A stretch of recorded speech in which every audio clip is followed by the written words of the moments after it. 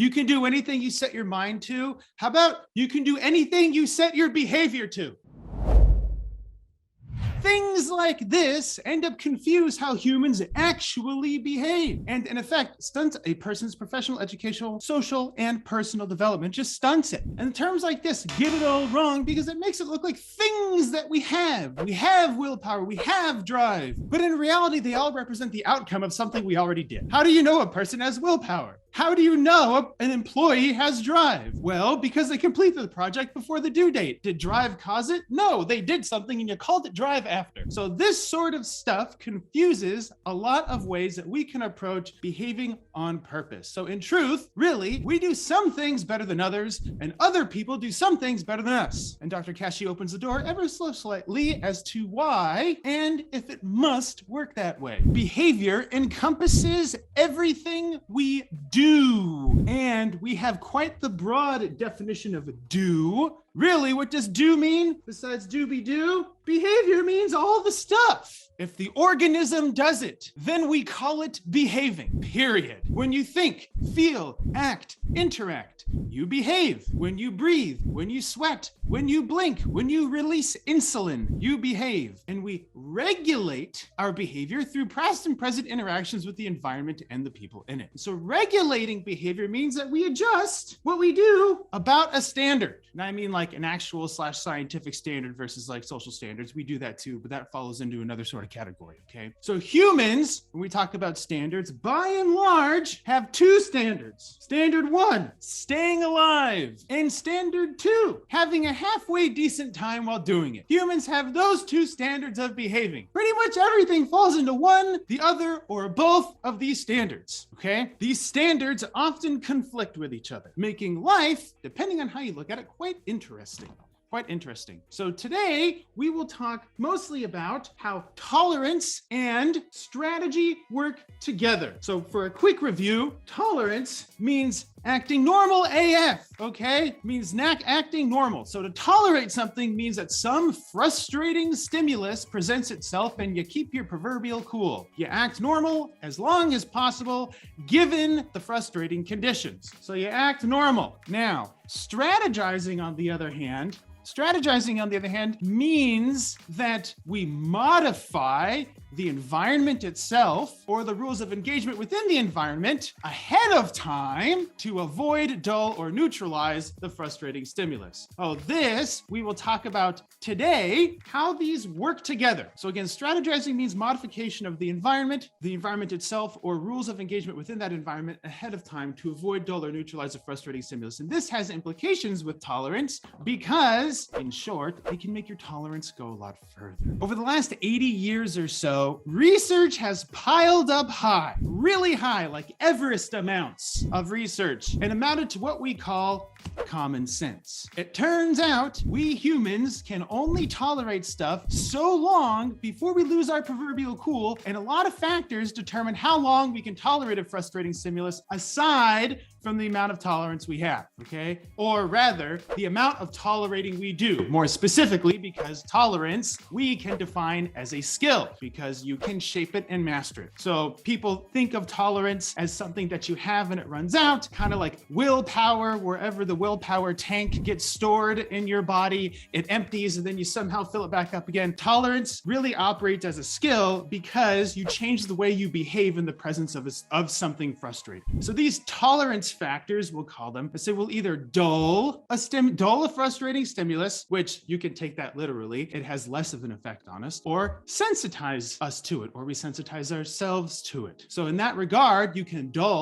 actually dull the frustrating stimulus as a strategy. Like pain frustrates anyone. It gets in the way of something you want, like feeling good. So you can take a painkiller. What does that do? It strategizes. It dulls the frustrating stimulus. So for example, things that will sensitize us to frustrations, sleep deprivation, okay, eating too much, eating too little, getting too hot, getting too cold. These have potential frustrating or dulling capacities depending on the situation. So if you want to eat dessert, for instance, well then you gotta, like for most parents, you gotta get through the dinner first, okay? And then by the time you get through the dinner, it actually makes dessert taste worse. So it dulls you to the dessert, but if you eat the dessert first, it tastes better. So lots of things like that interact, mostly common sense things that that we talk about now. So sleep deprivation definitely sensitizes us to frustrations and might even turn something into a frustration. For instance, lots of people like attention and affection until they go 2 days without sleep, and then they act crabby and cranky. So a hug when you get a full night's sleep, might make you feel good. And a hug after 2 days of staying up straight, it might make you feel cringy. We have all felt like we wanted to push everyone 10,000 miles away when something outside of our relationship with them happens. So it ends up creating frustrating stimuli in real time. So pretty cool. If you feel too hot, if you feel too cold, if you get sick, right? If you feel pain, these things will either sensitize or dull us to frustrating stimuli, anxiety, sadness, anger, and so forth. So you get sensitized. So a sensitizer sort of, I'll just say the definition as stated. It makes a frustrating stimulus more frustrating, okay? Your ability to tolerate that frustration now goes down. So I can tolerate staying outside for days at a time, but if it gets 130 F, I can tolerate the outside for a much shorter period of time, okay? This sort of stuff transfers to all sorts of situations. So we can make a list of frustrating sensitizers and frustration dullers a mile long, and it gets longer when you find out we have natural sensitizers like above, okay, like the sleep and food, hot and cold, as well as sensitizers that we acquire or learn. Fun example of, okay, more of a real life frustrating stimulus that because of something we learned actually changes the effect of it. So for instance, if you overpaid for something and it sucks, you might blow your top at lightning speed, okay? You got sensitized. But if you got the same thing for dirt cheap and it sucks, you might shrug it off as a minor annoyance, okay? So in this case, money or how much you paid will either dull or sensitize you to an outcome. So driving in traffic might frustrate the hell out of you, but listening to Dr. Kashey's podcast makes it easier. Just listen. Okay, so to dull the frustrating stimulus means you increase your effective tolerance to it. And dulling makes it so that you can tolerate this thing longer. Alcohol probably works as an almost universal example of something that dulls frustrations. If you can sedate yourself and care less, then you can deal with the BS much longer. Now it affects your utility in real world situations, and now people have to deal with those sorts of conflicts, but who cares? You dulled the frustration. So this has interrelation with strategy or modifying the environment and how we interact with the environment ahead of time, because you can dull or sensitize yourself to a stimulus on purpose, okay? For example, the longer you wait, the better food tastes. Classic example. And this happens often as a result of external circumstances on accident. And you can also arrange circumstances to engineer outcomes like this on purpose so that you can tolerate it long enough that it'll eventually just go away. Great. A lot of things, they stick around. You do the dulling, you do the distraction, you do all this other stuff, and you come back and there the frustration sits laughing at you. And in a lot of cases, a dulling approach can make pain last longer and the condition causing pain worse. So this all looks well and good, this sensitizing dulling stuff, and it boils down to one thing. You can only tolerate something for so long, and you can only tolerate it for as long as you can tolerate it. Science. So tolerance, like many behaviors in general, it has a work limit. It has a work limit because we fatigue. We can only do so much work. So instead of this ridiculous idea that we have some like willpower that it runs out and we got to go refill it or some crap, if you do a behavior long enough, you get tired, okay? You get tired from doing stuff. Versus some magical fuel source running out, okay, you actually get tired from behaving. And so we fatigue. I'm taking a nap here. Okay, take a nap right there then. Good night. So even if the stimulus stays the same, it would, what we might call, feel worse. And it feels worse and worse until it overwhelms even expert level tolerating. So let's just put Gandhi up there with some master level tolerating. Okay, so what happens when a frustrating stimulus overwhelms our ability to tolerate it? Now we get into some cool stuff that we can use fancy words that we can still translate into common sense language. If you encounter a frustrating stimulus and it overwhelms your ability to tolerate it, you now have a transformation event, and it goes from a frustrating stimulus to a punishing stimulus. So you have the same external event, and now the function of that external event changes. The same external event changes in function. So I call that a transformation of function. Imagine that. So what happens when a frustrating stimulus overwhelms our ability to tolerate it? That frustrating stimulus transforms into a punishment, into a punishing stimulus. We start acting different. How do you know the stimulus has a different function?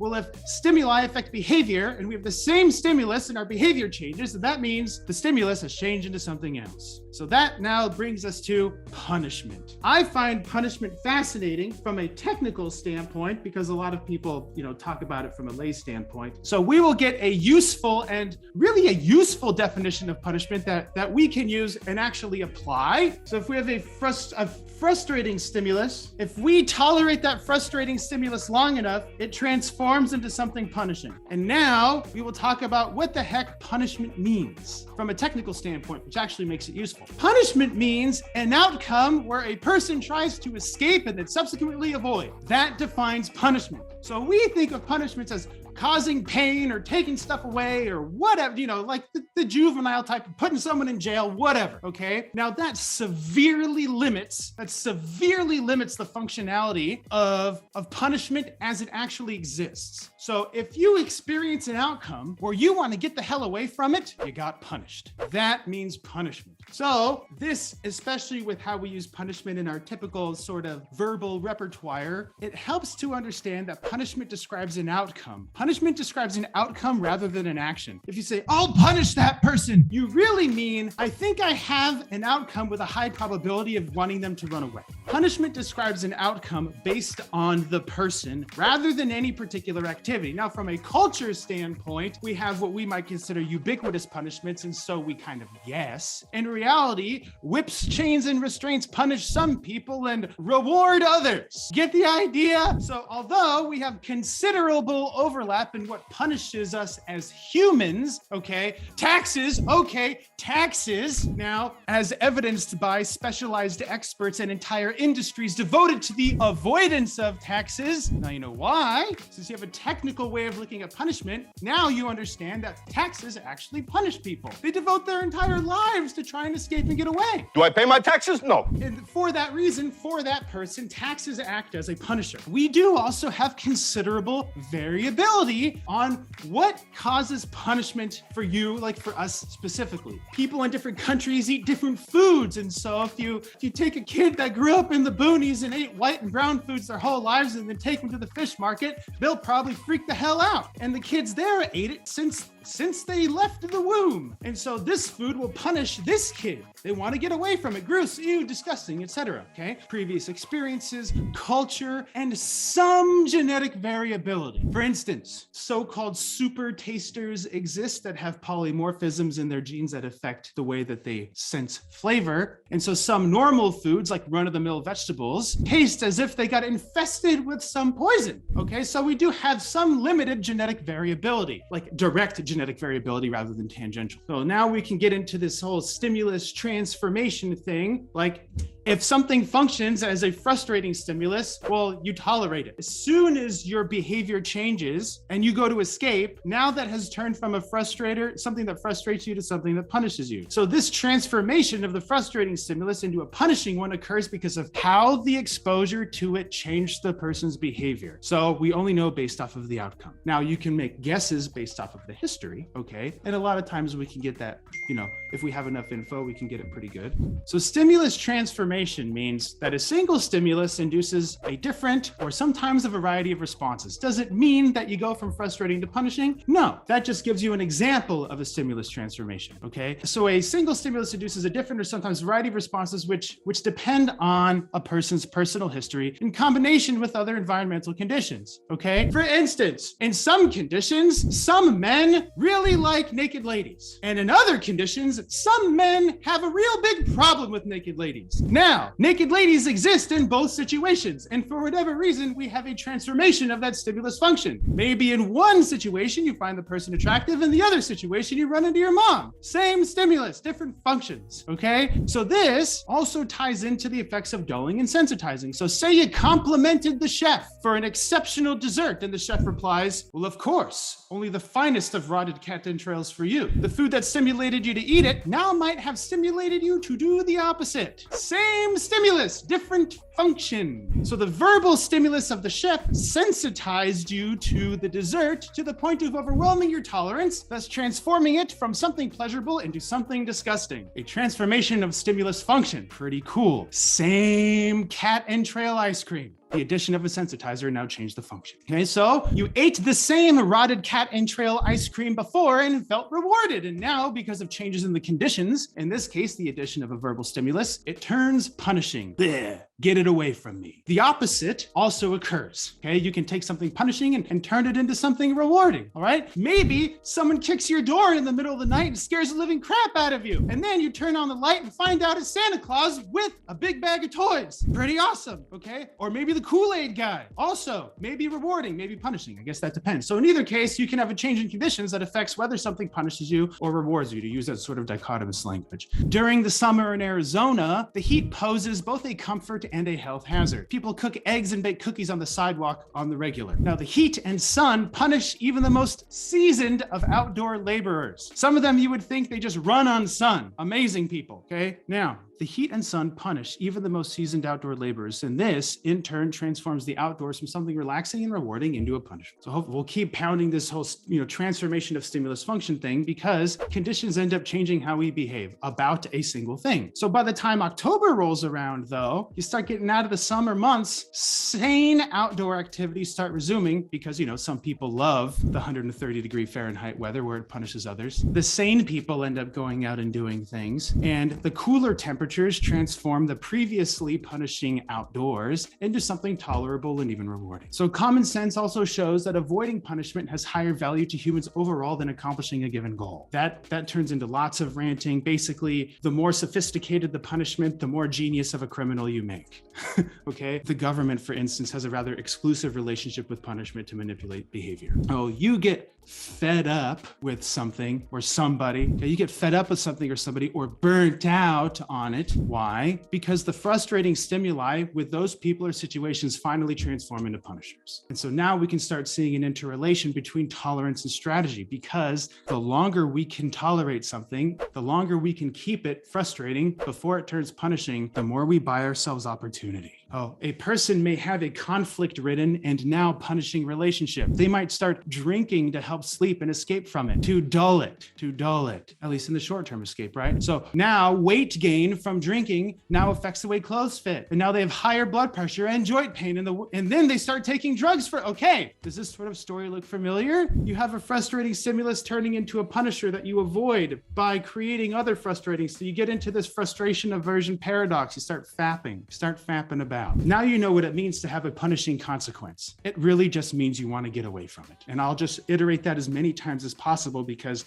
we have such interesting obsessions with essentially using punishment as a verb, when really a punishment exists as an outcome. Do you punish somebody? Well, you only punish somebody if the outcome that you created ended up punishing them. So you can only know it after the fact. And now hopefully you can appreciate the value of tolerance as a skill, because tolerance in effect prevents punishment rather than escaping or avoiding from it. So we all have some understanding that chronic escape and avoidance ends up causing more problems than it solves, right? You get that frustration aversion paradox going. And so delaying punishment has tons of utility, or preventing it, right? If you can delay it long enough for this thing to resolve itself, or for you to resolve it, well, then you can resolve the issue before it punishes you and you do something silly or try and run away, etc. So now you can appreciate the value of tolerance as a skill, which prevents or delays punishment, and also the strategizing, right? Changing the environment and how you operate within the environment to economize your tolerance so that you can tolerate it for longer, or you can tolerate it for shorter because you've changed the conditions. For that reason, instead of pitting tolerance and strategy against each other, like, do I tolerate it? Like,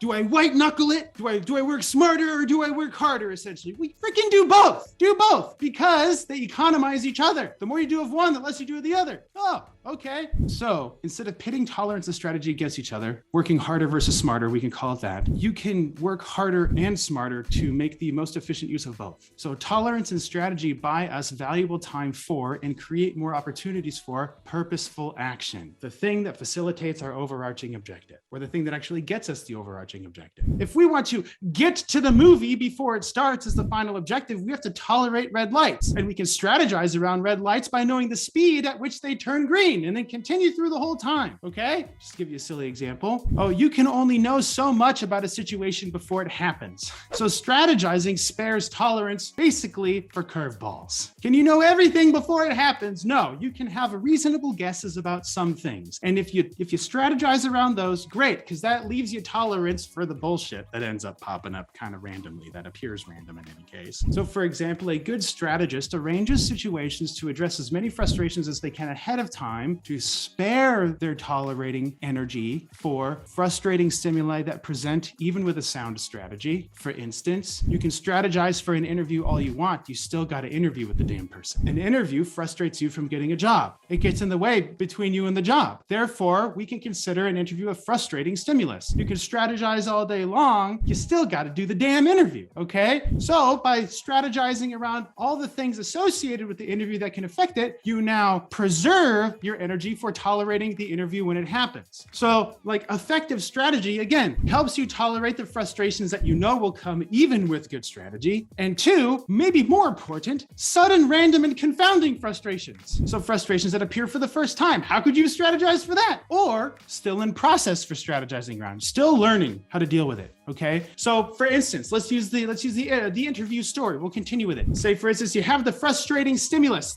of the interview, the thing getting in the way of what you want the job. So you'd guess you'd interview with one person, but then you sit down and have two interviewers on the other side of the table. Good grief. How would you know? Unless they told you or you asked. Okay. Now we have something way different to tolerate. And because you got a good night's sleep, you ate well, you have all of your data accumulated, you have responses. So now you have all this other stuff ahead of time. This thing comes and kicks you in the gonads and you can deal with it. In some situations where people work themselves up and freak out, this sort of thing coming in might just cause a person to crumble. It turns punishing. It turns punishing. Now you want to run away from the interview and you do. Okay. Or maybe still something you still work on strategizing around, like getting thrown off by weird questions, getting intimidated or distracted by something like prolonged eye contact. Okay. Those sorts of, you might consider assertiveness skills that you can use to strategize around frustrations like that. To bring back one of the previous stories that we told, right? Odysseus, an epic story of tolerance's strategy in 800 BC, had his crew tie him to the mast of his ship so he could sail through the strait and hear the song of the siren. Pretty gnarly story, okay? Now, he also had his crew plug their ears so that he could hear it and they could keep steering. In any case, he could have also plugged his ears. He could have dulled himself to the stimulus, but that would have conflicted with his greater purpose. Okay, now we have some idea of like globalized dulling of stimuli. Think alcohol, for instance. The globalized dulling of stimuli. So he could have plugged his ears and he would have also protected himself from the siren song, but that would have conflicted with his freaking purpose of hearing the siren song and living to tell about it. So people can dull themselves into oblivion and miss out on all the shit that they really wanted to do. Defeating the purpose. So by Odysseus having his crew tie him up, he could strategize around the stimulus, overwhelming his already exceptional tolerance. So this combination of tolerance and strategy actually facilitated Odysseus's purposeful action of sailing through the strait, hearing the song of the siren firsthand, and living to tell the tale. Pretty neat. It like ties these concepts together nicely, because otherwise Odysseus would have failed. And by fail, we of course mean crashing into the rocks and drowning in a watery grave. Okay, or hearing nothing and having zero experience of the siren song. So even with the best tolerance skills, a chronic frustration will transform into a punishment unless you strategize through or around it. Things that we kind of do on accident already, we can now, taking a step back, analyze it for their utility. And when we can break down a situation into analytical components, we can start organizing things. I did this when this happened and it got this result. Well, what caused that? And so these things that they do on accident, now by looking back, they can actually say, oh, this behavior serves that purpose, or it serves none, or whatever, okay? So even with the best tolerance skills, a chronic frustration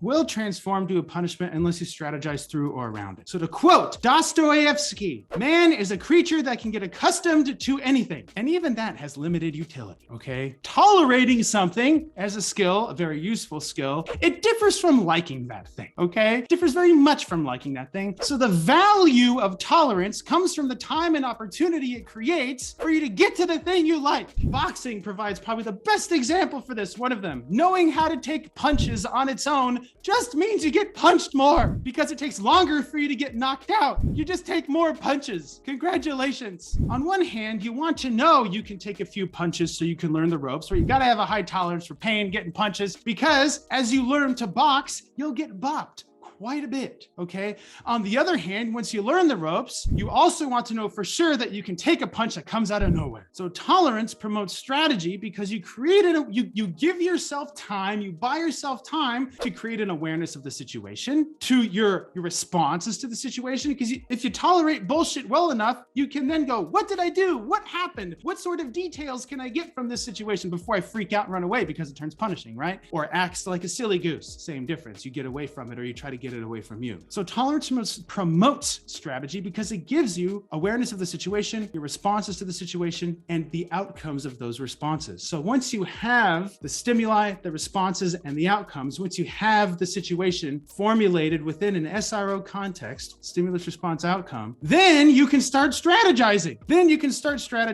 Through and around frustrations and stressors in a rational way so that you can facilitate continuous purposeful action. So the better you get at tolerating, avoiding, neutralizing, dulling, frustrating stimuli, the more opportunity you have to do the thing it takes to get what you want. So thank you very much for learning. Stay rational. And until next time, Dr. Kashey, out.